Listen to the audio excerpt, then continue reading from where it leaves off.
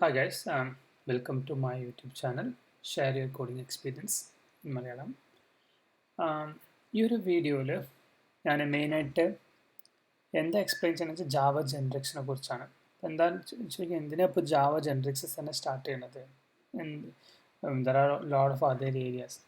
But ഞാൻ എൻ്റെ experience വെച്ചിട്ടും എൻ്റെ നോളജ് വെച്ചിട്ടും ഞാൻ ചില കാര്യങ്ങൾ ഒബ്സർവ് ചെയ്തതെന്ന് വെച്ചാൽ ഒരുപാട് പേര് ഇവിടെ വന്ന വർക്കിംഗ് ഒരുപാട് എക്സ്പീരിയൻസ് ആയിട്ടുള്ള ഡെവലപ്പേഴ്സിൻ്റെ കൂടെയും ടെസ്റ്റേഴ്സിൻ്റെ കൂടെയും വർക്ക് ചെയ്തിട്ടുണ്ട്.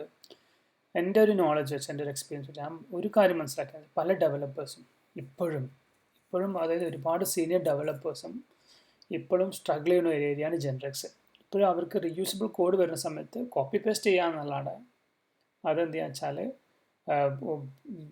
ഒന്നുപാട് റീറൈറ്റ് ചെയ്യാനുള്ള എന്താ പറയുക ശ്രമിക്കാനോ അല്ലെങ്കിൽ എന്താ പറയുക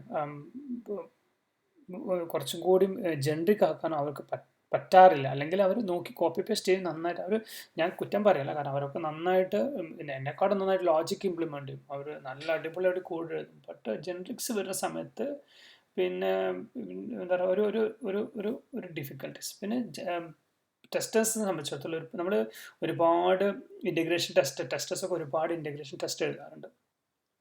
Okay, which Java, TypeScript, Node.js, doesn't matter.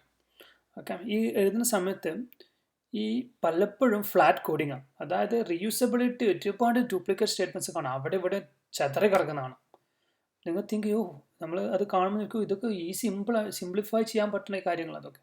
പക്ഷേ എന്തുകൊണ്ട് അവർക്ക് സിംപ്ലിഫൈ ചെയ്യാൻ പറ്റുന്നില്ല പറഞ്ഞു കഴിഞ്ഞാൽ ഈ ജാവ ജെൻറിക്സ് പലയിടത്തും യൂസ് ചെയ്യാൻ അവർക്ക് അറിയില്ല എന്നാണ് ട്രൂത്ത്.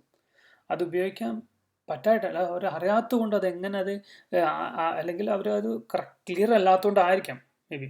അപ്പം എന്നെ കൊണ്ടാവുന്ന പല സ്ഥലത്തും ഞാൻ പലപ്പോഴും ഒരു ചാൻസ് കിട്ടിക്കഴിഞ്ഞാൽ ചില കോഡ് എവിടെ ഡ്യൂപ്ലിക്കേറ്റ് കാണുമ്പോഴേക്കും എനിക്കത് ജെൻറിക്സിലേക്ക് മാറ്റാൻ സമാധാനം കിട്ടില്ല. അതുകൊണ്ടാണ് ഞാൻ പലയിടത്തും ചിലർക്ക് ഇഷ്ടപ്പെടാറില്ല. ബട്ട് എന്താ വെച്ചാൽ U can right lot of reusable code. പിന്നെ എന്താ വെച്ചാൽ ജാവ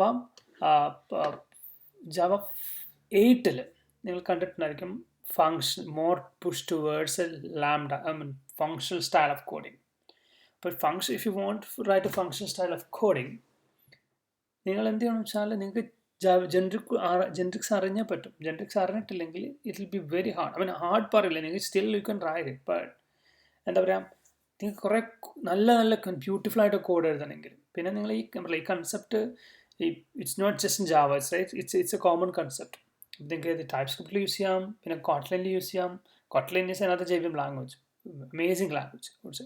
അപ്പം നിങ്ങൾ പല ലാംഗ്വേജിൽ യൂസ് ചെയ്യാം, കൺസെപ്റ്റ് സെയിമാണ്. നിങ്ങൾക്ക് മെയിൻ എന്താ വെച്ചാൽ writing reusable codes more minimise the bug due to class cast exception. പിന്നെ എന്താ വെച്ചാൽ എന്താ പറയുക ഒരു കമ്പൈൽ ടൈം ചെക്ക് ചെയ്തുകൊണ്ട് ആ ഒരു കമ്പൈൽ ടൈം ചെക്ക് ഇൻട്രൊഡ്യൂസ് ചെയ്യുന്നതുകൊണ്ട് നമ്മൾ റിഡ്യൂസിങ് ബഗ്സ്. പിന്നെ എന്താ വെച്ചാൽ adding extra layer of extraction of our types. ഞാൻ കൂടുതലായിട്ട് പറയണില്ല, ഞാൻ എന്താ വെച്ചാൽ കോഡ് മെല്ലെ ഒരു എക്സാമ്പിൾ വെച്ച് പറയാം. പിന്നെ എന്തെങ്കിലും തെറ്റുണ്ടെങ്കിൽ നിങ്ങൾ ദയവ് ചെയ്തിട്ട് നിങ്ങൾ കമൻസിലിടുകയോ അല്ലെങ്കിൽ നിങ്ങൾക്ക് എൻ്റെ സ്ട്രേറ്റ് ആയിട്ട് എനിക്ക് സെൻഡ് ചെയ്യണോ അല്ലെങ്കിൽ മോർ വീഡിയോസ് വേണമെങ്കിൽ ഹാപ്പി ടു എക്സ്പ്ലെയിൻ. ഓക്കെ, പിന്നെ എനിക്ക് എൻ്റെ നോളജ് വെച്ചിട്ടാണ് ഞാൻ പറയുന്നത്. സോ മിസ്റ്റേക്സ് ഉണ്ടെങ്കിൽ മേ ബി എൻ്റെ അണ്ടർസ്റ്റാൻഡിങ് റോങ് ആണെങ്കിൽ ഒരു മടിയും കാണിക്കേണ്ട, കമൻസിലിട്ടോ, കാരണം ഞാൻ കറക്റ്റ് ചെയ്തോളാം. കാരണം എല്ലാവരും പഠിക്കുന്ന ആൾക്കാർ, എല്ലാവരും learning. Okay, thank you, thanks for watching.